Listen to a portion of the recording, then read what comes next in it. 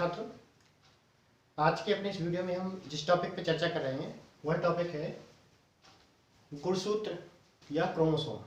ठीक है, गुणसूत्र या क्रोमोसोम की बात कर लेते हैं। तो गुणसूत्र की सबसे पहले हम परिभाषा जानते हैं, फिर जानेंगे इसके बारे में बहुत सारी कुछ जानकारियां जो परीक्षा की दृष्टि से इंपॉर्टेंट मानी जाती हैं। सबसे पहले हम इसकी परिभाषा देख लेते हैं, डेफिनेशन ऑफ क्रोमोसोम। ठीक,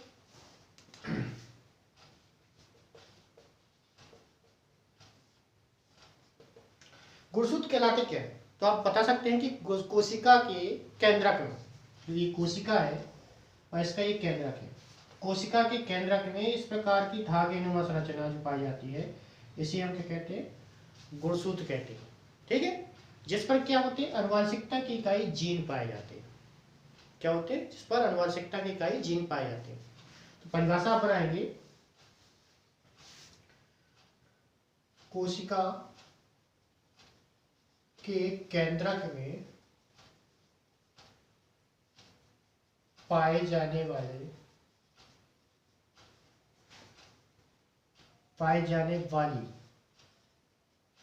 धागेनुमा संरचना जिस पर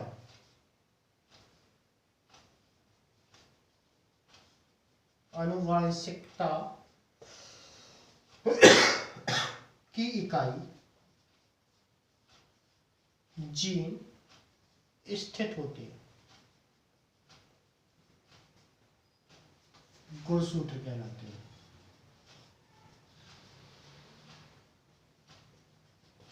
ठीक है, ये सिंपल सी परिभाषा हो गई कि सामान्य तौर पे समझने के लिए कि कोशिका के केंद्रक में पाए जाने वाली वह धागेनुमा संरचना जिस पर क्या होती है? जीन पाए जाते हैं।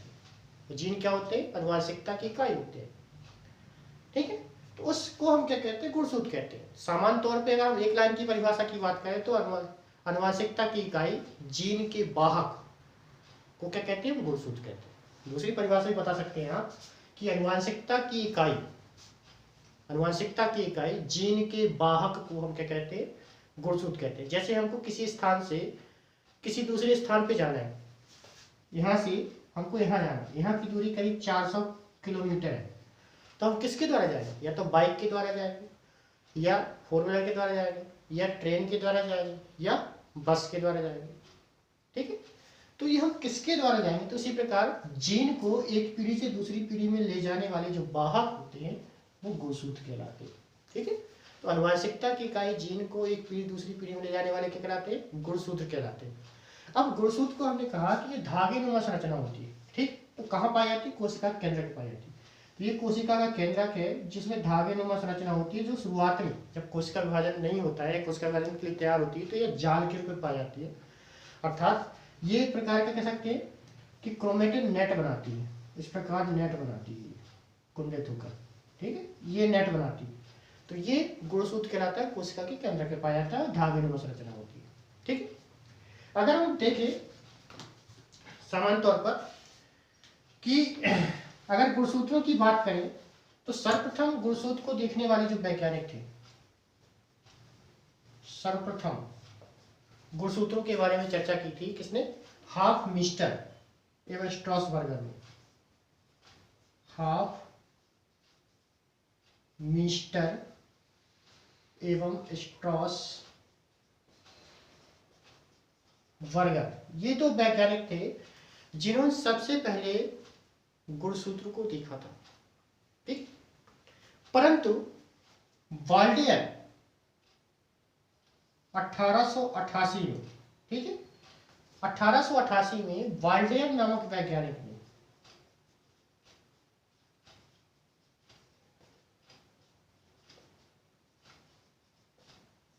वाल्डेयर नामक जो वैज्ञानिक हुए, इन्होंने गुणसूत्र को क्या किया कि कोशिका के केंद्रक में, कोशिका का जो केंद्रक होता है उस केंद्रक में जो केंद्रक द्रव भरा होता है, जैसे हम न्यूक्लियोप्लाज्म कहते हैं। जैसे ये कोशिका है, तो ये कोशिका का केंद्रक है और केंद्रक में जो द्रव भरा हुआ है इसे हमने क्या कहा? न्यूक्लियोप्लाज्म। ठीक है, तो इस न्यूक्लियोप्लाज्म में 1888 में वाल्डेयर नामक वैज्ञानिक ने सबसे पहले धागेनुमा संरचना को देखा। ठीक है। और धागेनुमा संरचना को देखने के पश्चात उसे गुणसूत्र नाम दिया। क्या नाम दिया? गुणसूत्र नाम देने वाले वैज्ञानिक कौन थे? वाल्डेयर थे। ठीक है। इन्होंने सिर्फ देखा था, इससे नाम नहीं दिया था कुछ, इन्होंने कहा था धागेनुमा संरचना पाई जाती है।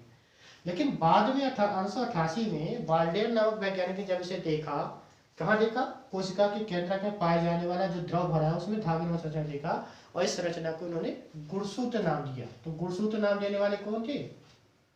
गुणसूत्र, ये विकल्प में क्वेश्चन पूछा जाता है, तो गुणसूत्र न कहने वाले वैज्ञानिक कौन थे? वाल्डेयर थे। इसीलिए गुणसूत्र की खोजकर्ता के रूप में वाल्डेयर का नाम जाना जाता है कि गुणसूत्र की खोज किसने की थी? तो वाल्डेयर ने की थी।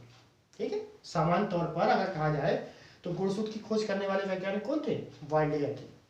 ऐसा ही पूछ लेते हैं कई बार। क्यों? क्योंकि गुणसूत्र नाम किसने दिया था? वाल्डेयर ने दिया। इन्होंने देखा जरूर था कि धागेनुमा संरचना पाई जाती है, परंतु उसके बारे में एक्सप्लेन नहीं किया था। ठीक है।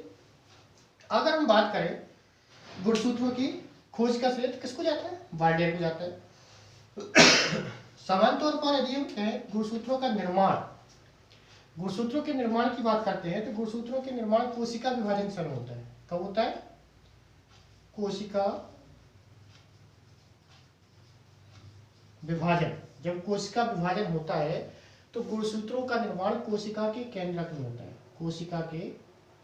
कोशिका विभाजन के समय कोशिका के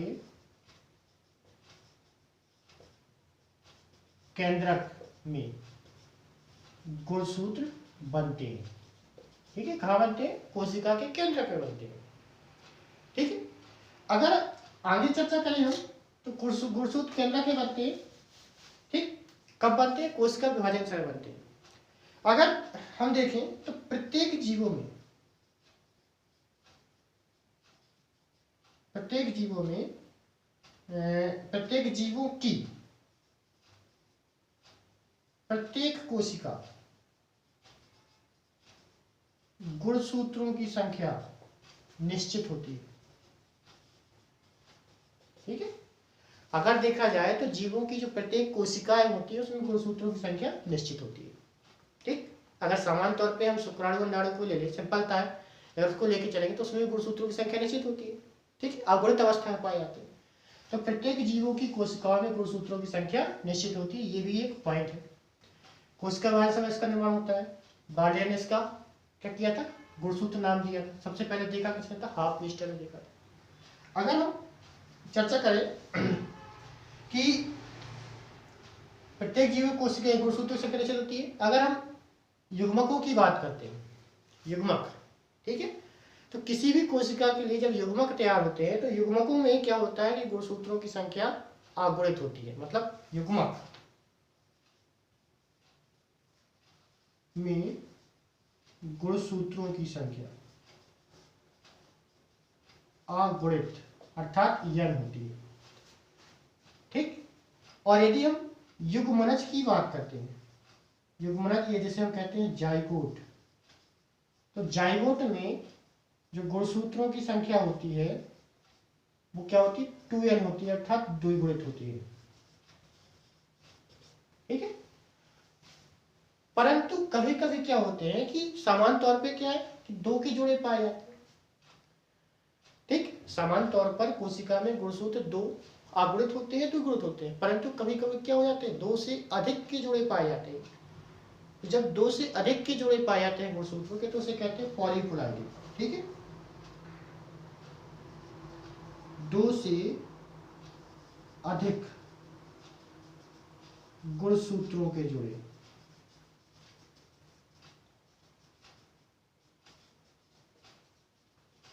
तो उसे क्या कहते हैं? पॉलीप्लॉइडी कहते हैं। पॉलीप्लॉइडी।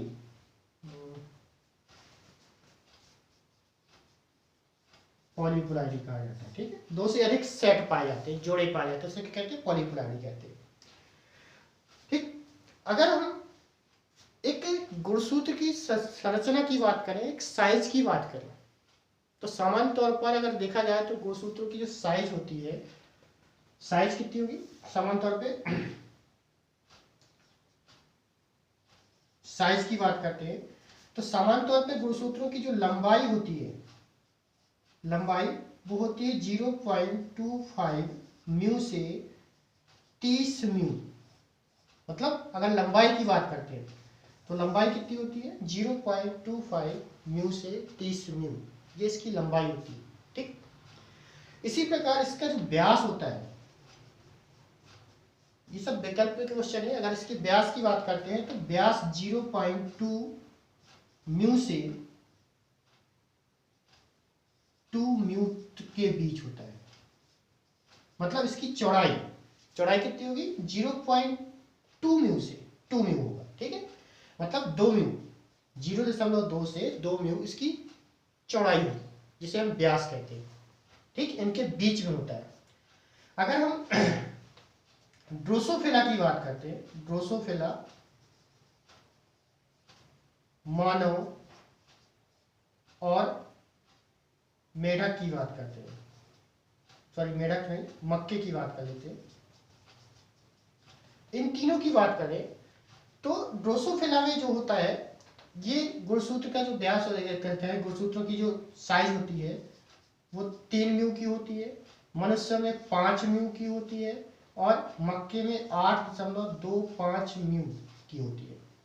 ठीक है, ये कुछ इंपॉर्टेंट है जिनमें पूछ लेते हैं कि इसमें कितने कितने साइज के होते हैं। ड्रोसोफिला में कितने साइज का होता है, मानव में कितना होता है, मक्के में कितना होता है। इसी प्रकार ट्रिलियम नामक जो पौधा होता है, किस पर, ट्रिलियम नामक जो पौधा, ट्रिलियम नामक पौधा, इसमें जो गुणसूत्र का आकार होता है 30 म्यू का होता है। कितने का होता है 30 म्यू का। ठीक है, जो हमने अधिकतम बताई थी, अधिकतम क्या होता है 30 म्यू, तो 30 म्यू का किसमें होता है, ट्रिलियम नामक पौधे में होता है। ठीक, सामान्य तौर पर यदि गुणसूत्रों की हम प्रकारों की चर्चा करें तो गुणसूत्र जो होते हैं वो किसी भी जीव की कोशिका में 2 प्रकार के होते हैं। टाइप्स जो होते हैं वो 2 प्रकार के होते हैं। एक होता है नॉर्मल सोमेटे, सिंपल सा कहते हैं, जिसे हम दैहिक गुणसूत्र कहते हैं, या जिसे हम ऑटोसोम कहते हैं। क्या होता है ऑटोसोम। ठीक है, नॉर्मल गुणसूत्र कहलाता है, दूसरा कहलाता है सेक्स क्रोमोसोम। ठीक है, लिंग गुणसूत्र। तो यदि हम मनुष्य की बात करते हैं तो मनुष्यों की कोशिका में जो गुणसूत्र होते हैं वो ऑटोसोम की संख्या होती है 22 जोड़ी। कितनी होती है 22 जोड़ी, या संख्या में 44 होती है। ठीक है, और यदि हम लिंग गुणसूत्र की बात करते हैं, लिंग गुणसूत्र उन्हें कहते हैं जो जीवों के लिंग का निर्धारण करते हैं। तो जीवों के लिंग का निर्धारण करने वाले गुणसूत्र को कहते हैं लिंग गुणसूत्र कहते हैं। मनुष्य में यह एक जोड़ी पाई जाती है, XY या XX। ठीक है,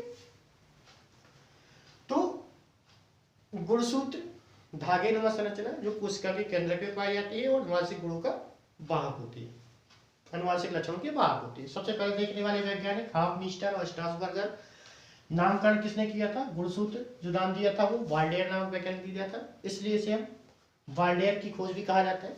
इसको गुणसूत्र को खोजने वाले वैज्ञानिक या इसको खोजने का श्रेय वाल्डेयर को जाता है।